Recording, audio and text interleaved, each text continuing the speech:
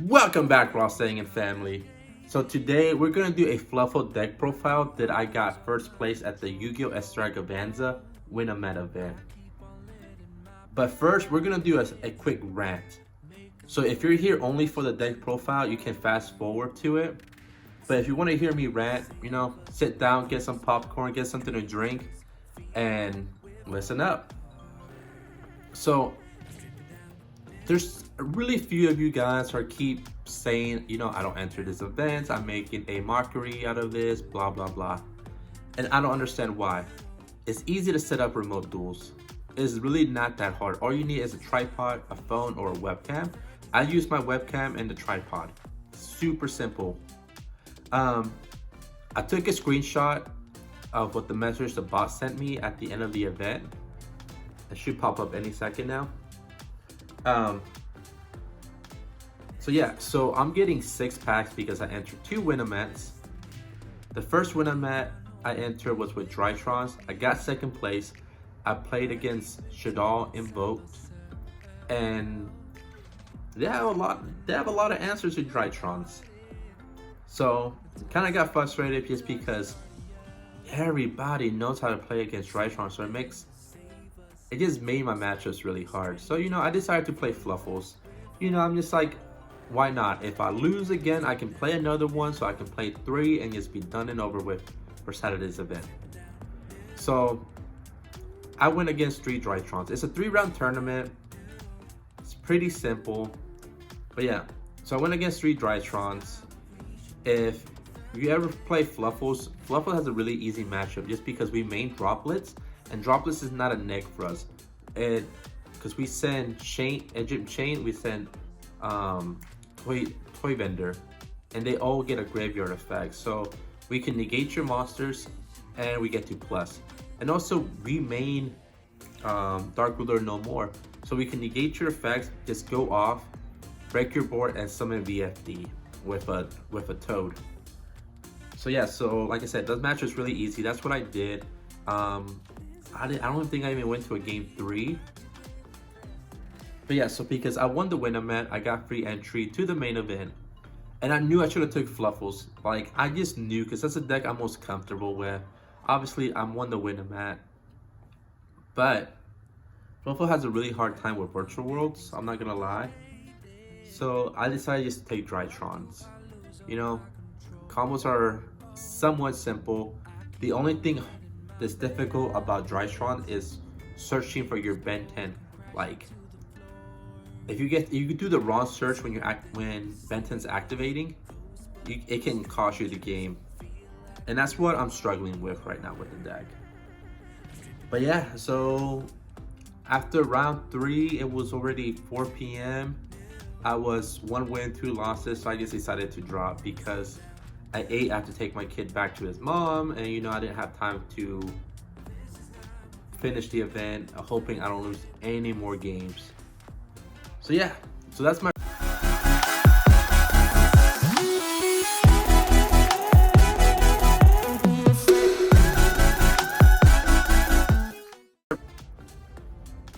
Alright, so we played 3 dogs. I'm not going to go into deep of their effects just because we make so many Fluffal deck profile on this channel.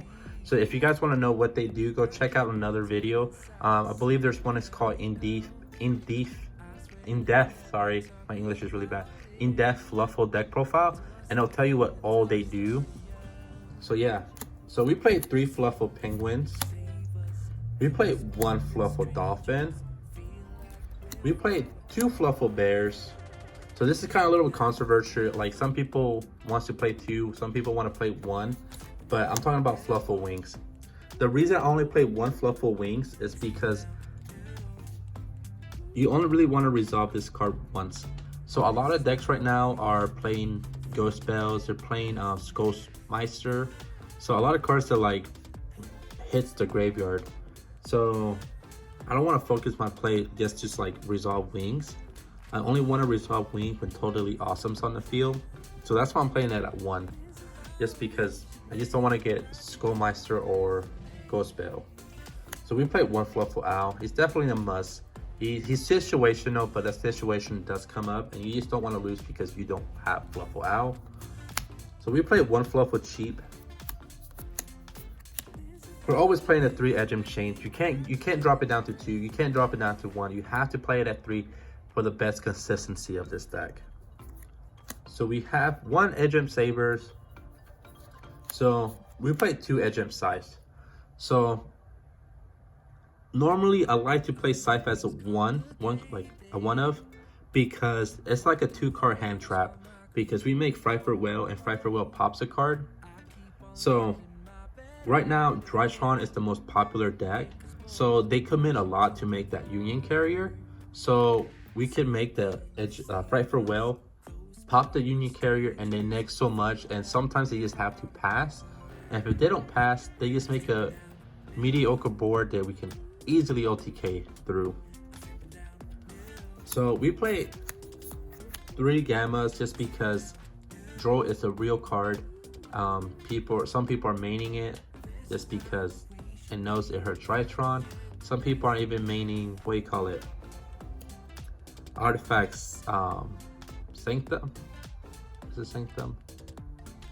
The one they banish, like negate, you can't banish cards. But yeah, so Gamma's a really good hand trap right now because we want a Fluffal Fusion to resolve to make VFD. So we don't want that artifact card to resolve. So we have to play the 1 driver, of course. So we played 3 Patchworks. You can't drop it down to 2. You can't drop it down to 1. It has to be a 3 of, because we have to search polymerization. This deck does not work without polymerization. So we played 3 Toy Vendor. Toy Vendor's the heart and soul of this deck. That's why this deck is, in my opinion, tier 1. So we played 3 Foolish Good just to send a Toy Vendor to the graveyard. We played 3 Polymerization. You have to play it. You can't play without it. That's the biggest weakness of this deck, that you need a Fluffal monster, you need Polymerization, and you need an Engine monster in order to start your combo. So we need 3 cards that are easily searchable, but without those 3 cards, we can't play Yu-Gi-Oh! That's the most annoying part of this deck. So we played 1 Fluffal Fusion. We played 1 Fluffal Repair. We play the MVP of this format is Forbidden Droplets. This is why we can still compete with the meta right now, is with Forbidden Droplets, because we can negate VFD, we can negate Herald the Ultimates, we can negate Vanity Ruler. So if we have this card in hand with an Edgem Chain, or what do you call it, Toy Vendor, we're gonna win the game, because we're gonna resolve their effects, we're gonna search, and we're just gonna OTK.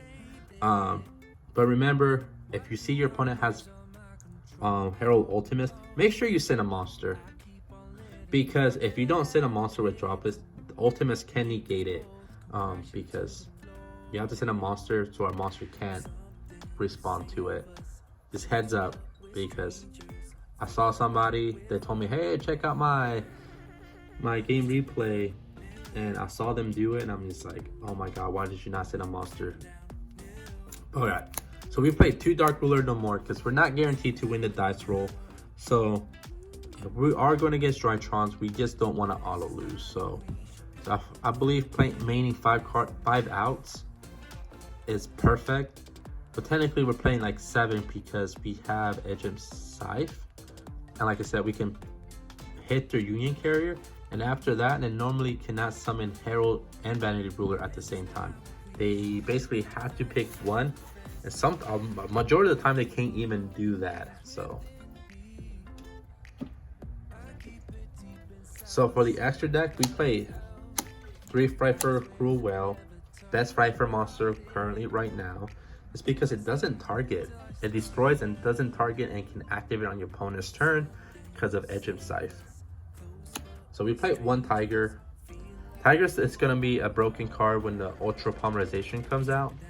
I believe it says, you can correct me on a comment down below, as saying the fusion monster is fusion summon with this cannot be, it's unaffected by your opponent's card effect, or cannot be targeted. I believe it says it's unaffected by card effects.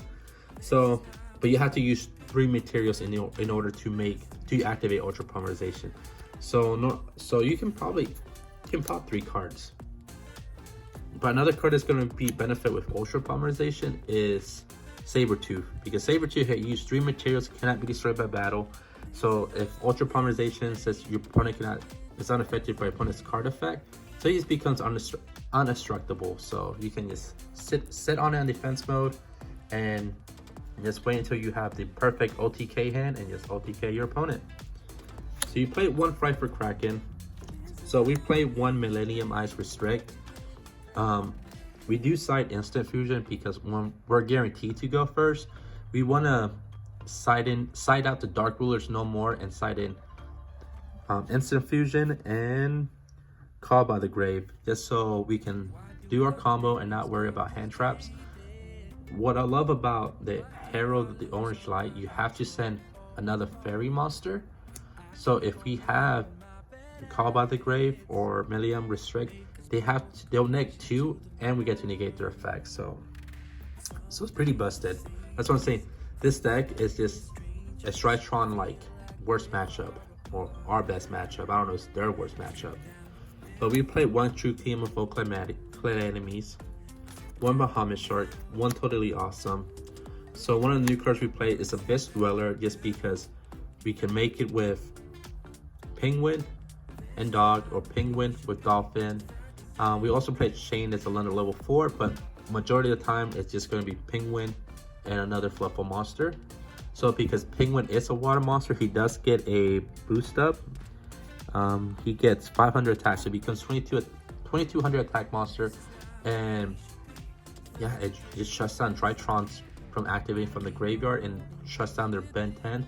So I wouldn't make it going first. I still will make Totally Awesome and BFD, but like say in the Grey game, this will instantly win you the game because all the Drytrons are like now negated because all the Drytrons are going to be in the graveyard.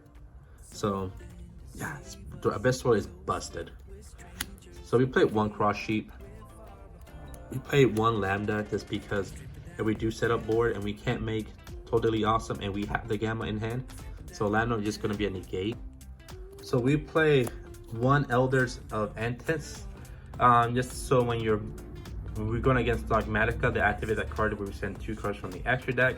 So we send this and we pop a card, we punish them for using that card. We play 1 Palooza Bolus of the Goddess. You know, we want to make him so we don't get Nibiru.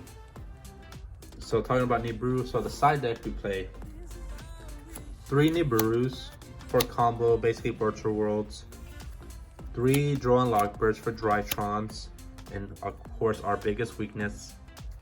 We only played 2 Ash. I want to play 3, but there's no room on the side deck. So we play that 1 Instant Fusion and 1 the Call by the Grave. So when we're going first, we side out the Dark Ruler no more and we add these in. So we play 1 Harpy because Eldritch variants are still popular. You have Eldritch Shaddolls, you have Zoo Eldritch, we have Pure Eldritch, etc. So we still play the Red Reboot and the 3 Twin Twister. So let me know how you like the deck profile. I believe that this is probably the best deck profile you can find for this format. This is performing really well. The only really deck that I struggle with is Virtual Worlds, but who else is gonna, like, having 2 BFD and a marker Cosmona field it's gonna hurt everybody. So you basically have to see the Forbidden Droplets and cards to let you plus when you activate it. That's the only way you can beat the deck. Other than that, you know, just scoop it up and go to the next game. So yeah, so forget to like, comment, subscribe, and see you next time. Well, I'm here with the king of games, Yugimoto, and he's telling me that you guys should subscribe, like, hit that notification bell for more Yu-Gi-Oh content. Isn't that right, Yugi?